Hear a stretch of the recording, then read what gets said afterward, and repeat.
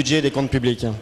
Monsieur le ministre, mardi dernier, nous vous avons interrogé sur les suites données aux fraudes fiscales avouées par Madame Bettencourt.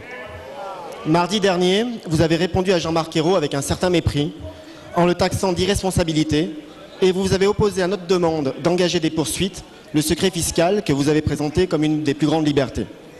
Dimanche, alors que votre collègue Éric Woerth avait dit et répété, je le cite, que jamais un ministre ne déclenche un contrôle fiscal, c'est vous qui avez affirmé et annoncé que le fisc, et je vous cite aussi, allait examiner la totalité des actifs de Madame Bettencourt sur la base des révélations de ses avocats. Vous avez même dit on ira partout dans le monde pour savoir précisément ce qu'il y a et où il y a. Monsieur le ministre, avec une semaine de décalage, vous nous donnez finalement raison et vous allez procéder au contrôle que nous vous demandions la semaine dernière et que vous nous avez refusé.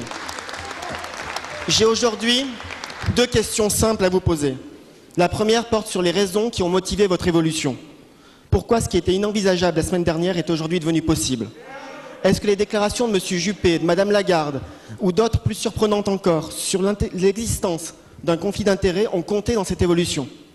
Est-ce que les déclarations du parquet de Nanterre et notamment du procureur Courroy, qui a révélé que le ministère du Budget connaissait depuis janvier 2009 les soupçons qui pesaient sur la première fortune de France, ont eu plus d'effet que les demandes répétées de l'opposition qui souhaite que la lumière soit faite?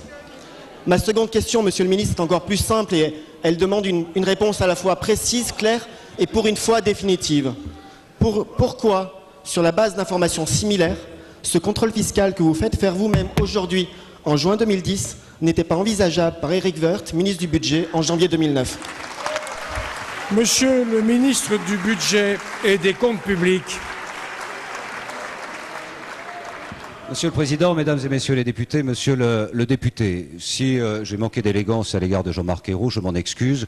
Je voulais simplement lui rappeler que comme responsable d'un groupe de gouvernement, il savait très bien que le secret fiscal, ça n'est ni le secret des vestiaires, pour correspondre à une actualité récente, ni un secret de polichinelle, c'est la défense d'une liberté individuelle, du lien singulier entre l'administration fiscale d'une part et n'importe quel particulier contribuable.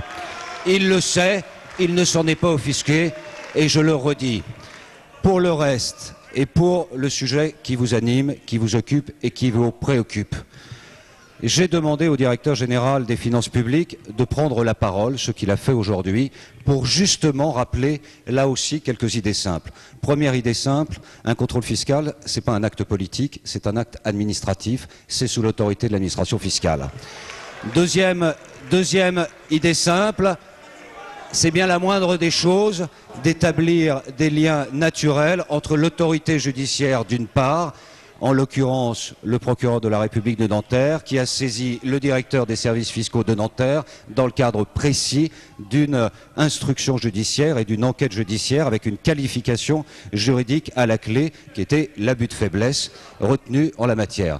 Troisième idée simple, la politique fiscale, elle est sous l'autorité de l'administration fiscale.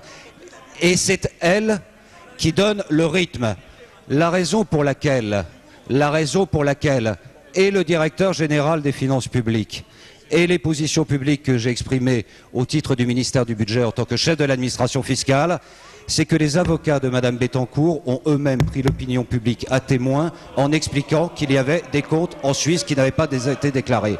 Ce ne sont pas les avocats fiscalistes qui donnent le rythme du travail de l'administration fiscale, c'est elle-même qui, dans le cadre de sa procédure globale, définit à la lumière des révélations ce qu'elle doit faire et donc ce qu'elle fera. Monsieur le ministre, la parole est à François Vanson.